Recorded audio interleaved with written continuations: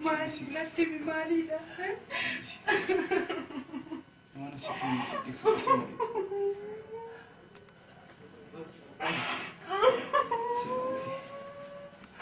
Simali. Titi gifu. Masaka. Kan ngomong ide na titi.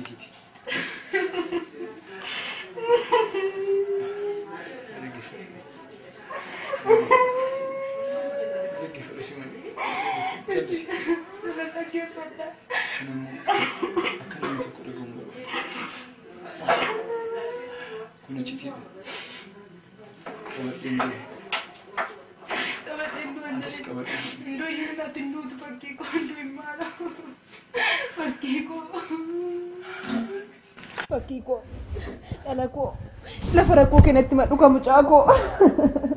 Fakiko, Fakiko, eladi beke kesanatti maduka. Fakiko lafaraku kembe ku mucako.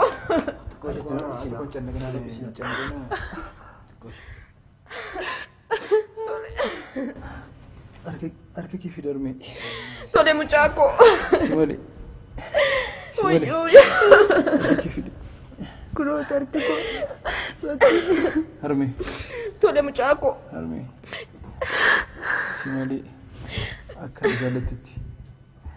Jaaladhuun. Jaalala anaaf laattu. Laadhuufi. Harme. Harme.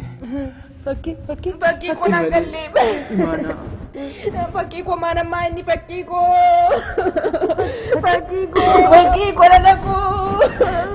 Fakiko lalaku.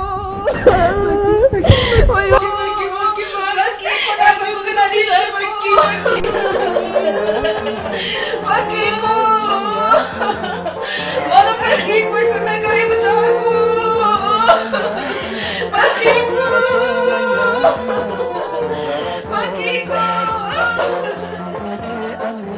Ayo becaku. Fakiko.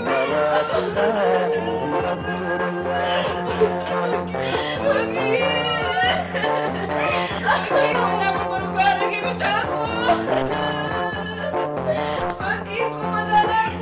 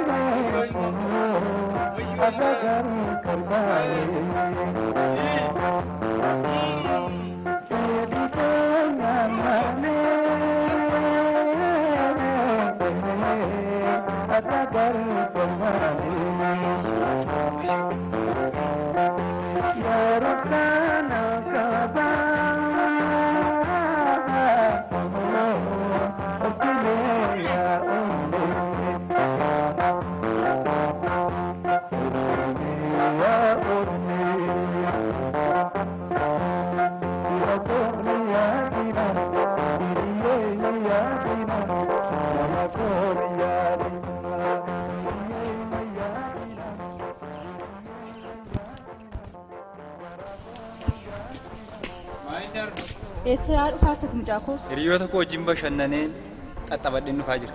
Kottugaa deemee abbaa kee barbaannaa yerooni bakkee ana turee dhufsi malee mana jirtu abbaan kee mana jiru qeenqee badii waa'ee abbaa keeti immoo beekta akka inni dhukkubsatu kottu. Abbaan koos maraatu si malee maraatuudha. Namni mana jiru hin jiru amma buddeena nyaadha. Maaloo deemite nyaata dhala koo kottu deemnee dhumna. Maraatuudhaaf jedhee nyaata dhiisu. Waaqa itti araaramu yaa mucaa akkasii.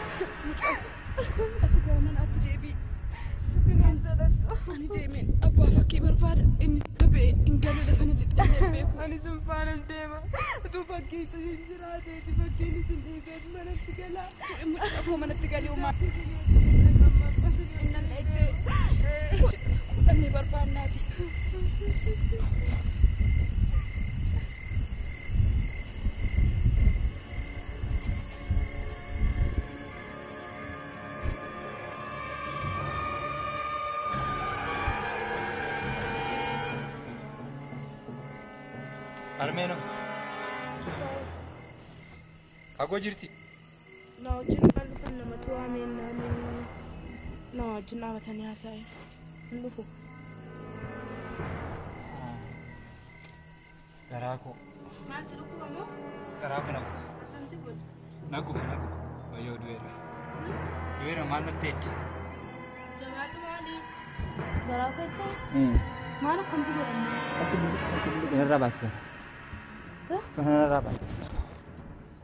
Attamsi godhaa. Naguba. Jabaadhu maal ati dhiiramti? Anaan. Ati buluqe. Jiri jabaadhu.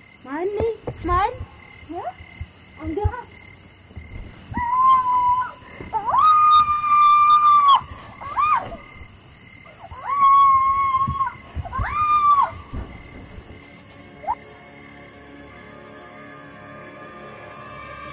Kuno erga nulfaa'ee ji'a lama waan hin gochuu qabu hin beeku.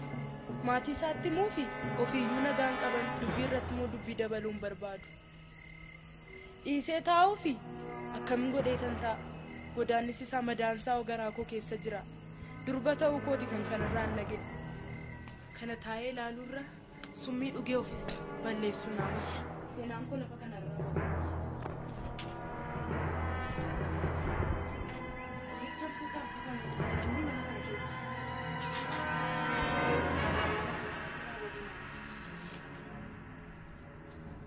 Fakkiin koo dhaqee naquu naa wayyu.